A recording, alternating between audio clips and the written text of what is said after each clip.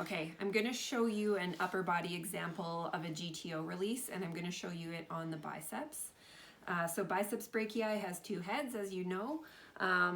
It's really useful. This is why I recommended having your trail guide out the entire time that you're working, so that you can see the palpations, you can see the muscle bellies. If you're having a hard time finding something, they have all these great ways to how to find things. So for biceps brachii, they recommend putting your partner into a handshake position. And then you could resist flexion, although you're trying to differentiate between the biceps and the brachialis tendon in the cubital fossa, and they both do elbow flexion. So the one action that differentiates them is supination. So the biceps also does supination of the forearm. So you could get them to resist supination. So resist me here. And you can feel that muscle as it pops out into your hands. So remember, anytime you're trying to find a muscle to palpate and you want to make sure you're on the right area, just resist the action. So go to your trail guide, remind yourself, what does this muscle do? And get your partner to actively resist that. It's almost like an isometric contraction. And then that muscle should contract and pop into your hands. And if it doesn't, if it's not obvious, then you're probably not on the right structure, or you're not resisting the right action. So start getting very comfortable, especially before we get into trigger points, with this kind of way of doing it, because it's very important that you treat the correct muscle.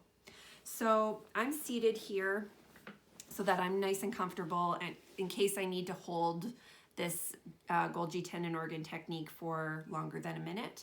I have a pillow here that's draped with a towel so that my client also feels really comfortable. It's obviously, you would never put their hand directly on your chest. We learned that in Tech 1, but just to remind you to have lots of props and things nearby, so that if you choose to use a technique, you don't have to run and grab a pillow or an extra towel or anything. You should always have your supplies on hand. So in this way, I can be very comfortable. I find her tendon here. If I needed to, I could get her to resist the action, but I already know I found it. So the tendon, the distal tendon of the biceps, goes a little bit deep here. So right in the cubital fossa. Remember, we have some structures here that are sensitive. We have vascularities, we have nerves. And so you want to make sure that you're just being very gentle with your pressure here. And remember, we also want to affect the most number of Golgi tendon organs by being at the musculotendinous junction. So I'm in the cubital fossa right here. I feel that tendon. I'm actually going to just come up a little bit. And this is going to bring me closer to the musculotendinous junction of the biceps. And that's where I'm going to be able to contact the most amount of Golgi tendon organs. So I could use 2 fingers like this. If I wanted to, I could use the pincer grasp like this. I could use my thumbs like this. Play around with a couple different hand positions to see what feels the most comfortable for you. But remember, we're trying to create quite a distension on that tendon in order to send those messages to the central nervous system that there's a stretch happening.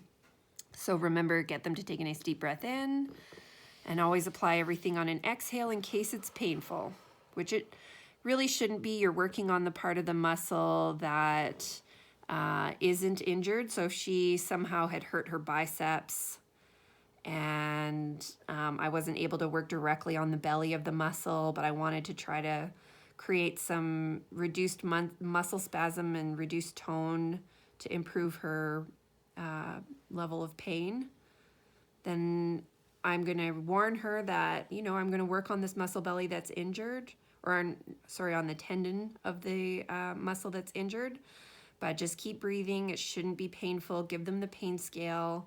Is this painful at all, Paige? No. Good. Yeah, so these shouldn't be painful techniques. They might feel kind of interesting. They're like a stretch, really. So make sure you're working within the person's sensory thresholds. So I'm creating this stretch. I'm waiting for a release. I can actually feel some tension in Paige's biceps. So if I had lots of time, I would sit here for quite a bit longer and just allow this stretch to really work. I might even go longer than 60 seconds with this one. And it'll just depend on the person and how receptive their muscle is and how injured the muscle is, what their nervous system is doing at that moment. When you feel complete with that, when you've had some relaxation happen in the muscle, you come out really nice and slowly. And again, these techniques don't need any flushing or anything because we were not working over the entirety of the muscle. And that is a Golgi tendon organ release on the biceps brachii.